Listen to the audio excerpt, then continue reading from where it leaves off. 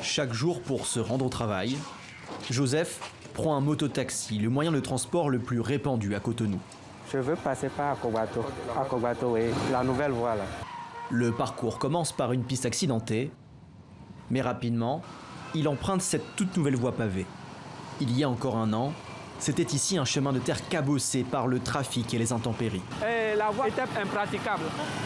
Maintenant, vous voyez, je suis à l'aise, je suis content. Je vais au boulot en moins de 15 minutes. Alors qu'avant, je dois aller contourner à Djara et qu'on sort avec tous les risques. Depuis 2016, 2300 km de voies ont ainsi été aménagées ou réhabilitées au Bénin. C'est l'un des projets phares du quinquennat du président Patrice Talon et qui est aujourd'hui présenté comme l'une de ses grandes réussites dans ses meetings de campagne.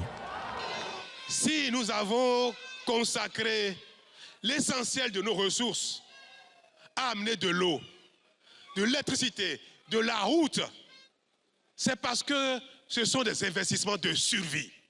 L'État a donc dépensé des milliards dans ces infrastructures. Et pour constater l'ampleur des investissements routiers, il suffit de quitter le centre de Cotonou pour emprunter la route des pêches. Elle part de Cotonou pour Ouidah, la ville touristique, la première ville touristique du Bénin.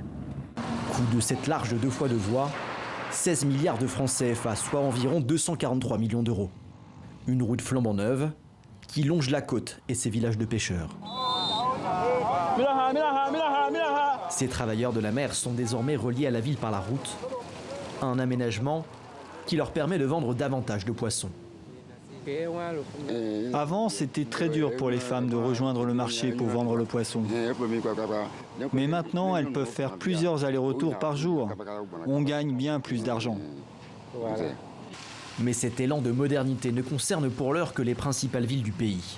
Pour Joseph, il reste encore beaucoup à faire. J'exhorte le gouvernement à ne pas baisser ses efforts. Il a commencé, mais il n'a qu'à continuer. Sinon, il y a beaucoup de routes qui ressemblent encore à ça, qui devraient normalement être déjà en chantier. Aujourd'hui, 55% du réseau routier national est goudronné au Bénin. En 2016, ce taux n'était que de 39%.